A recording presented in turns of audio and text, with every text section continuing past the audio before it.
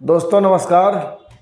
आज जमशेदपुर पूर्वी के विधायक सरजू राय जी ने सुबह 9:19 पर एक ट्वीट किया है। वो ट्वीट क्या है मैं आपको पढ़ के सुनाता हूँ। लौ नगरी जमशेदपुर की तरह कोयला नगरी धनबाद का राजनीतिक आतंक भी पड़ोसी राज्य के राज्य भवन से नियंत्रित होगा और धनबाद लोकसभा सीट फाइनल कराने के लिए लाट साहब 2-3 दिन दिल्ली में जमे रहेंगे तो धनबाद का सर्वजन भी जमशेदपुर की तरह आकुल होगा, राष्ट्रहित में वैसा ही नतीजा देगा। ये ट्वीट आज सुबह यानी कि 27 मार्च की सुबह 9:19 पे किया गया और अभी शाम के 6:40 हो रहे हैं जब मैं ये वीडियो बना रहा हूँ। और मैं ये देख रहा हूँ कि इस ट्वीट को 14.9 यानी कि लगभग 15,000 लोगों ने देखा है। उसमें 96 रीट्वीट्स हैं और कुछ रिप्लाई बड़े मज़ेदार हैं। जैसे एक रिप्लाई ये आया है कि अमित शाह का क्षत्रिय विरोधी मानसिकता बहुत साफ साफ दिख रहा है। अमित शाह हटाओ, क्षत्रिय बचाओ। ये जो टिप्पणी है ये विनय सिंह राजपूत नाम के किसी सज्जन ने की है। एक और सज्जन है, उन्होंने लिखा है कि लालू के दौर में भूरे बाल साफ करो का नारा चला था, भूमिहार राजपूत ब्राह्मण और लाला यानी कि कायस्थ। अब उसी चीज़ को दोहरा दिया गया है। दो को छोड़ निशिकांत दुबे और कालीचरण सिंह, एक भी स्वर्ण को लोकसभा चुनाव लड़ने के लायक नहीं समझा गया।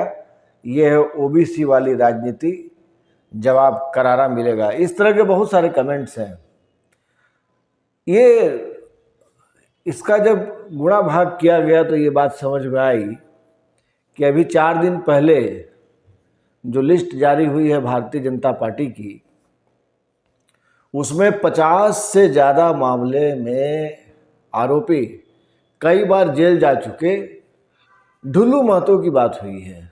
ढुल्लू महतो को भारतीय जनता पार्टी ने अपना धनबाद से लोकसभा का उम्मीदवार बनाया है कि ढुल्लू महतो जीत जाएंगे, जीत करके दिल्ली में आएंगे और मोदी जी को जो 400+ का गणित चाहिए, आंकड़ा चाहिए, उसके लिए एक एक सीट की मॉनिटरिंग की जा रही है। बड़े सोच समझ के कैंडिडेट का चयन किया जा रहा है। ढुल्लू महतो ऐसे ही योग्य कैंडिडेट्स में एक हैं। उन पर छिनतई के आरोप हैं, उन पर सरकारी काम में बाधा पहुंचाने के आरोप हैं। हालांकि जनप्रतिनिधि हैं तो इस तरह का आरोप बड़ा सामान्य है, लेकिन कोयला चोरी है, कोयले की तस्करी का आरोप है, रंगबाजी जिसको आप रंगदारी कहते हैं, रंगबाजी के भी आरोप हैं। कांग्रेस की एक नेत्री थी, उनके साथ दुष्कर्म के प्रयास का भी आरोप है। और बड़ी मज़ेदार बात यह है कि 5 साल के बाद वो मुकर गई कि भैया मेरे साथ कुछ नहीं हुआ है, ऑल इज़ वेल। हालांकि ढुल्लू महतो को कई बार जेल में भी जाना पड़ा है। 12वीं तक पढ़े लिखे हैं, है तो अरबों का साम्राज्य, लेकिन कहते हैं कि मेरे पास मात्र 3.25 करोड़ रुपए की संपत्ति है। 2019 का जो डेटा है उसके मुताबिक मैं आपको ये बातें बता रहा हूँ। तो साहब, सब कुछ अगर सही है तो सरजू राय जी ने ये ट्वीट किया क्यों? जिस दिन उनको टिकट मिला ढुल्लू महतो को, उस दिन से ही इस बात को लेकर के चर्चा शुरू हो गई। मैं आपको एक अखबार का डाटा बता रहा हूँ। उस अखबार के डेटा के मुताबिक पहली बात तो ये है कि उस अखबार के उसका जो ऑनलाइन एडिशन है उसमें एक सर्वे करवाया गया था जिसमें ढुल्लू महतो का नाम तक नहीं था। भारतीय जनता पार्टी के ही धनबाद के जो विधायक हैं राज सिन्हा, उनको मैक्सिमम वोट मिला था और बीजेपी के 2 और कैंडिडेट हैं, उनको नंबर 2 और नंबर 3 के हिसाब से वोट्स मिले थे। अब सवाल ये है कि ढुल्लू महतो बीच में आ कहाँ से गए? बहुत पहले यानी कि आज से 15-20 दिन पहले जो सर ने ट्वीट किया है उसको वहाँ से जोड़ करके चलिए, तब आपको बात समझ में आएगी कि रघुवर दास जो उड़ीसा के माननीय राज्यपाल हैं, वो दिल्ली गए थे किन से मुलाकात हुई नहीं हुई ये बातें अब सामने आ रही हैं, लेकिन वहाँ से एक तस्वीर चली थी और उस तस्वीर में एक झारखंड में सज्जन हैं जो पॉलिटिकल सेफोलॉजिस्ट का काम करते हैं, अच्छा काम किया उन्होंने। एक पत्रकार मित्र थे और रघुवर दास थे। मेरी कोशिश है कि उस फोटो को मैं स्क्रीन पर लाऊं और उसमें कैप्शन ये लिखा हुआ था कि अभी जोर बाकी है, वो रघुवर दास को लेकर के ही कहा गया था। और उसका कुछ हिसाब किताब ये था कि साहब राज्यपाल हम बन गए और एक्टिव पॉलिटिक्स से कहानी ख़त्म हो गया, जमशेदपुर पूर्वी लगभग पॉलिटिकली तो छूट ही गया, लेकिन ऐसा नहीं है, टाइगर अभी जिंदा है टाइप का कुछ मामला था। तो उस तस्वीर का, उस वायरल तस्वीर को, उसको फेसबुक पर और ट्विटर पे लोगों ने बहुत वायरल किया था। तो उस तस्वीर का मतलब ये था कि ठीक है भाई, रघुवर दास राज्यपाल बन गए हैं, इसका ये मतलब नहीं हुआ कि उनका जो पॉलिटिकल एक रसूख था वो खत्म हो गया है। और अब जब ढुल्लू महतो का नाम सामने आया है 4 दिन पहले और उसको लेकर के तमाम पॉलिटिक्स चल रही है, तब ये बात समझ में आ रही है कि किनसे मुलाकात हुई थी, मुलाकात का एजेंडा क्या रहा होगा, और जो परिणाम आया है उसको ध्यान में रख करके सारी चीज़ें समझ में आ रही हैं। मोटे तौर पर सीधे सीधे ठेठ लैंग्वेज में बात कीजिए तो कहीं ना कहीं पैरवी की गई कि साहब ढुल्लू महतो को टिकट दीजिए, और ढुल्लू महतो को धनबाद से ही चुनाव लड़ा दिया गया। अब सवाल ये उठता है कि अगर ढुल्लू महतो धनबाद से चुनाव लड़ रहे हैं तो किसी को क्या आपत्ति भाई? बीजेपी ने सोच समझ के फैसला किया होगा, उसका बाकायदा एक पार्लियामेंट्री बोर्ड है, इलेक्शन कमीशन है, तमाम तो उनका बीजेपी का इलेक्शन कमीशन कमेटी जिसको आप कह सकते हैं। तो सवाल ये उठता है कि जिस आदमी के दामन पर एक नहीं 50 से ज़्यादा छींटे हों, वो आदमी अगर लोकसभा का चुनाव लड़ रहा है तो उस आदमी को प्रतिक्रिया तो करना ही पड़ेगा, और उसे करना चाहिए जो इन चीज़ों के खिलाफ लगातार अपनी बात मजबूती के साथ उठाता रहता है। जैसे ही ये ट्वीट आया सरजू राय का, उस ट्वीट के बाद मैंने आपको ही बताया ना कि रिएक्शंस की बाढ़ आ गई है। 50 से ज़्यादा लोगों ने कमेंट किया है। अब मैं देख रहा हूँ 99 से ज़्यादा रिट्वीट है, रिपोस्ट है, शेयरिंग है, और वो जो दिल वाला आता है प्रेम वाला वो 320 में देख रहा हूँ, वो अभी इस पर मैं डालने की कोशिश करूँगा। तो सरजू राय जमशेदपुर पूर्वी के विधायक हैं और लोग उनसे कह रहे हैं कि भाई आपका चरित्र साफ है, आप ईमानदार इंसान हैं, आपके ऊपर में किसी तरह के मामले नहीं हैं।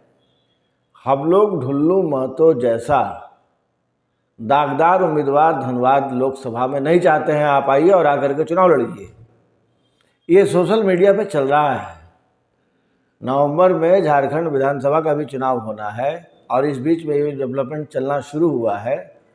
तो उसको समझने वाले लोग कहते हैं कि साहब वहाँ मसल्स पावर है, 6 विधानसभाएं हैं, सब में अपना अपना होल्ड है।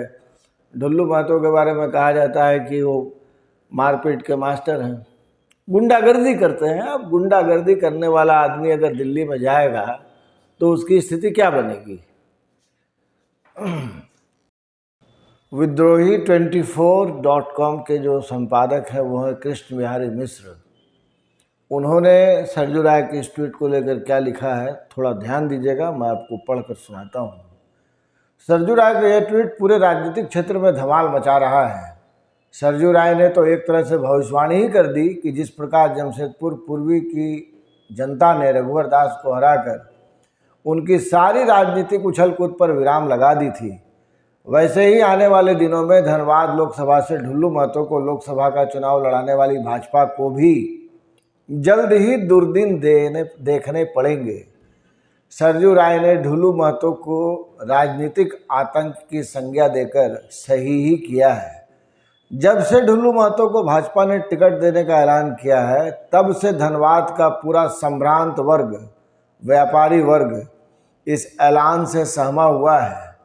इन सभी का यही कहना है कि एक व्यक्ति जो बाघमारा का विधायक बनकर अपना टाइगर फोर्स बनाकर पूरे बाघमारा में राजनीतिक आतंक स्थापित कर चुका है, अगर वह व्यक्ति धनबाद लोकसभा से जीत गया तो आने वाले दिनों में धनबाद का होगा क्या?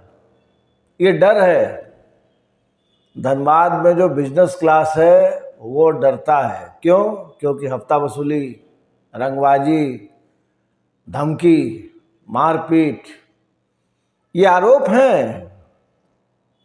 ये मैं अपनी ओर से नहीं कह रहा हूँ, ये आरोप है। और जो 50 मामले हैं, उन 50 मामलों में या कुछ कम होंगे या कुछ ज़्यादा होंगे, उनमें अधिकांश मामले तो धमकी के ही हैं। तो जो आदमी लोगों को धमका करके पैसा वसूलता हो, अपहरण की साजिश रचता हो, रेप की कोशिश करता हो, मार धाड़ करता हो, वो आदमी अगर देश की सबसे बड़ी संसद में जा करके लोगों को रिप्रेजेंट करेगा, धनबाद के लोगों को रिप्रेजेंट करेगा, तो धनबाद की क्या इज्जत रह जाएगी? सवाल ये है। और बड़े मार्के की बात यह है कि जो भारतीय जनता पार्टी चाल, चरित्र और चेहरा और तमाम तरह की बड़ी बड़ी बातें कहा करती थी, क्या ढुल्लू महतो का चाल, चरित्र और चेहरा सब उसको बढ़िया लगा? सब अच्छा लगा? मतलब ऐसी कौन सी विचारधारा को लेकर के ढुल्लू महतो चले कि भारतीय जनता पार्टी ने उसको टिकट दे दिया? अब अगर किसी के कहने पर, किसी ने अगर गारंटी ली होगी, किसी ने उनके नेगेटिव शेड्स को हटा दिया होगा और सारी पॉजिटिव चीज़ें, हालांकि पॉजिटिव क्या है भगवान जाने, लेकिन अगर ऐसा हुआ होगा तो भी इंटरनली भारतीय जनता पार्टी तो सर्वे करती है, इंटरनल सर्वे करती है। और हमारे पास जो खबरें आ रही हैं वो यही बता रही हैं कि जो हार्डकोर भाजपाई हैं, जो कैडर के पुराने लोग हैं या नए लोग हैं, ढुल्लू महतो के नाम से उनको सख्त नाराजगी है। और वो शायद चिट्ठी लिखेंगे, या हो सकता है लोग जाकर के मिले, या विरोध का अपना एक नया तरीका कोई ईजाद कर सकते हैं। तो फिर मैं बात कर रहा हूँ सरजू राय की ट्वीट की। कई लोगों का कहना है कि सरजू राय को चुनाव लड़ जाना चाहिए। सरजू राय फिलहाल जमशेदपुर पूर्वी के विधायक हैं और उन्होंने अभी 10 मार्च को ही भारतीय जनतंत्र मोर्चा का एक बहुत बड़ा सम्मेलन हुआ था, कार्यकर्ता सम्मेलन। वहाँ पे उन्होंने क्लियर किया कि भाई देखिए, हमारी टॉप प्रायोरिटी में जमशेदपुर पूर्वी है। 4 साल का टेन्योर था, 2 साल निकल गया कोविड में, बचे 2 साल। तो इन 2 वर्षों में हम लोगों ने कोशिश की है कि बहुत बढ़िया तरीके से काम किया जाए। और इस बात का सुकून है कि जो काम हम लोगों ने 2 साल में किया वो पिछले 20-25 साल में नहीं हुआ। लेकिन मेरी टॉप प्रायोरिटी जमशेदपुर पूर्वी की जनता का उद्धार करना है। उन्होंने जो मेरे ऊपर ऋण चढ़ाया है उसको उतारना है। तो मैं कहीं जाऊंगा नहीं। हालांकि कमेटी अगर कहेगी कि आपको लड़ना है, आपको चलना है, तो मैं कमेटी से बाहर नहीं हूँ। तो कहीं ना कहीं जिस तरीके का माहौल बन रहा है धनबाद में, तो इस बात की संभावना हो सकती है कि इस दिशा में सरजू राय सोचें। लेकिन खाली कयासबाजी करने की कोई आवश्यकता नहीं है, इससे चीज़ें खराब होती हैं। अभी कहीं से ये तय नहीं है, या उन्होंने खुद भी तय शायद नहीं किया है कि वो चुनाव लड़ेंगे या नहीं लड़ेंगे। लेकिन जिस तरीके का फीडबैक लोगों का जा रहा है, तो कोई आश्चर्य नहीं है कि वो मन बना लें। लेकिन वो मन बनाए न बनाए, लड़े न लड़े, प्रतिवाद के जिस हथियार को, ट्वीट को उन्होंने हथियार बनाया है, और जिस तरीके से ढुल्लू महतो के बारे में लिखा है बिना नाम लिए, देखिए पूरे ट्वीट में कहीं नहीं है, रघुवर दास का भी नाम नहीं है, लेकिन बच्चा बच्चा समझ जाएगा किसके बारे में लिखा गया है। तो सवाल ये उठता है कि रघुवर दास अपने खेल में एक तरीके से टिकट दिलवाना था, जी जान से प्यारे थे ही ढुल्लू तो जी जान से प्यारे थे ही।